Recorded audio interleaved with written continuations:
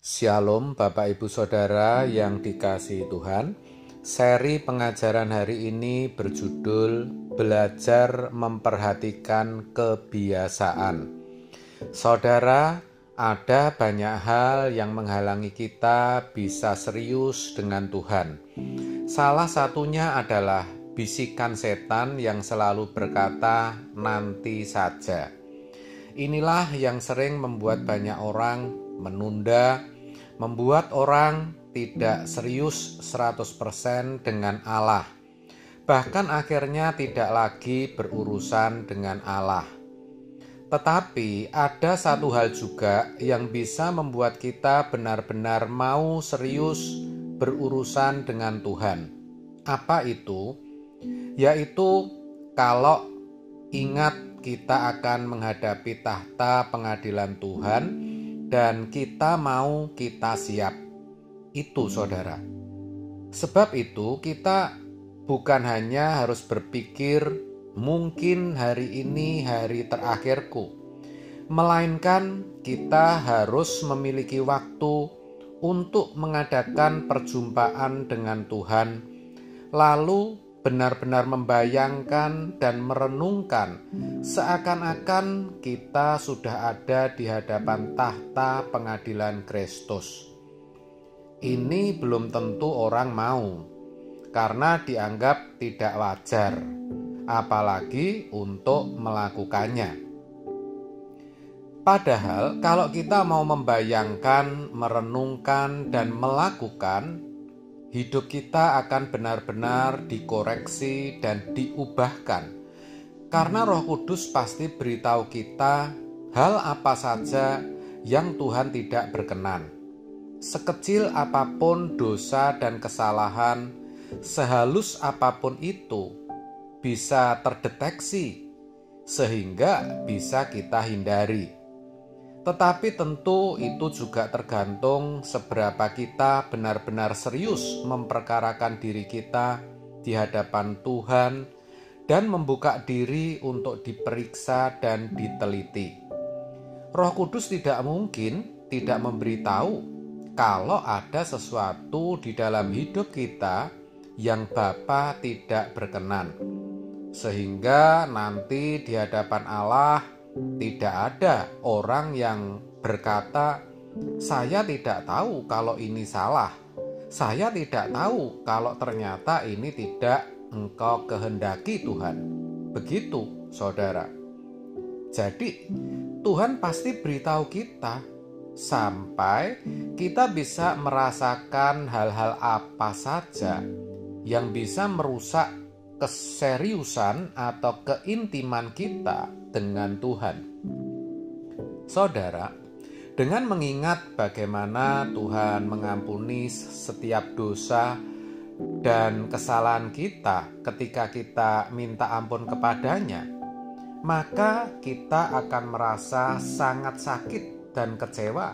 Sepertinya hati kita robek ketika kita berbuat dosa lagi. Apakah itu ucapan kita yang tidak patut, pikiran yang tidak senonoh, apalagi tindakan kita yang melukai hati Tuhan?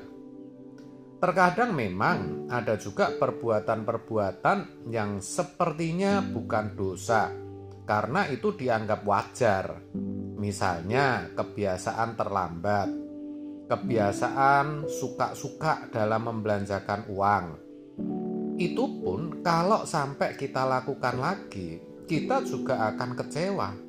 Sebab itu pun akan merusak atau menodai kesucian kita.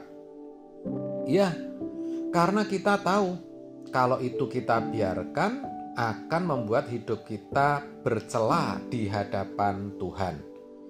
Maka kita harus melatih diri untuk memiliki kebiasaan tidak menyentuh segala sesuatu yang najis yang membuat kita tidak berkenan kepada Allah.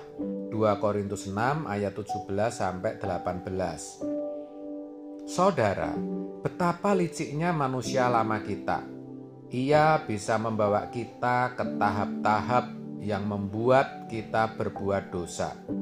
Jadi, kalau Tuhan Yesus mengajarkan dalam doanya, dan janganlah membawa kami ke dalam pencobaan, tetapi lepaskan kami daripada yang jahat. Matius 6 ayat 13. Itu berarti kita harus benar-benar memperhatikan hal-hal yang bisa membawa kita ke dalam perbuatan dosa, lalu kita jauhi. Ini sangat penting. Lalu, agar kita bisa peka terhadap perbuatan-perbuatan yang yang melahirkan dosa, kita harus benar-benar menghayati dan merenungkan seakan-akan kita sudah ada di hadirat Allah. Begitu, saudara. Jadi di hadirat Allahnya itu seakan-akan saat ini, bukan nanti. Hari terakhirku itu seakan-akan hari ini, bukan nanti. Bukan kalau hari ini aku di hadapan Tuhan, tapi memang seharusnya setiap saat kita harus selalu ada di hadirat Tuhan. Dan kita bertanya, apa yang masih salah dalam hidupku Tuhan? Itu harus selalu kita perkarakan dan pertanyakan. Dan kita akan bahagia sekali ketika kita bisa membuka diri lalu mendapati diri kita tidak bersalah. Benar, saudara. Atau kalaupun ada salah dan itu sangatlah mungkin, maka kita harus segera minta ampun kepada Tuhan dan berkomitmen untuk serius bertobat. Kita mesti sadar betul, saudara, kalau manusia lama kita itu kuat dan terus menuntut untuk dipuaskan. Dan ini bisa menjadi pangkalan iblis. Maka itulah perlunya kita membuka diri di hadapan Tuhan untuk diperiksa, sehingga kita bisa melihat apakah ada pangkalan iblis atau tidak. Sangat mungkin loh, saudara, dalam diri kita ada pangkalan nafsu, materialisme, senang hormat, dan disanjung.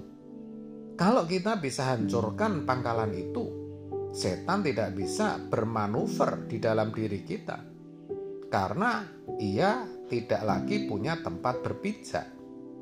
Memang ini tidak mudah dan tidak bisa hilang secara otomatis.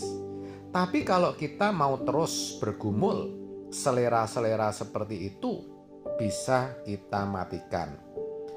Contoh, ketika kita masih senang dihormati, Tuhan pasti sediakan kesempatan itu, kesempatan untuk dihormati. Tetapi kalau kita tidak mengambil kesempatan itu, kita menolak untuk dihormati, berarti kita sudah berhasil menghancurkan pangkalan itu. Kelihatannya sepele ya saudara, tapi itu berat. Maka Paulus berkata, perhatikanlah dengan seksama bagaimana kamu hidup. Efesus 5 ayat 15. Ayat ini maksudnya kita harus belajar memperhatikan bagaimana kebiasaan hidup kita. Maka saya ajak kita membiasakan diri untuk hidup 24 jam di hadirat Allah. Kita harus membawa diri di hadapan Tuhan dan benar-benar memeriksakan diri. Adakah sesuatu yang masih salah yang kita lakukan? Jangan menunda, saudara. Hati-hati, manusia lama itu licik. Jadi harus ada waktu dan harus selalu diadakan, seakan-akan kita ada di hadapan Tuhan. Begitu, saudara. Tahu nggak, yang bertanya serius saja, kadang-kadang Tuhan seperti diam. Maka penting kita harus duduk diam menantikan Tuhan. Tuhan pasti akan menunjukkan kepada kita. Selanjutnya kita akan tahu hal-hal apa yang dapat merusak kekudusan kita. Amin. Tuhan Yesus memberkati.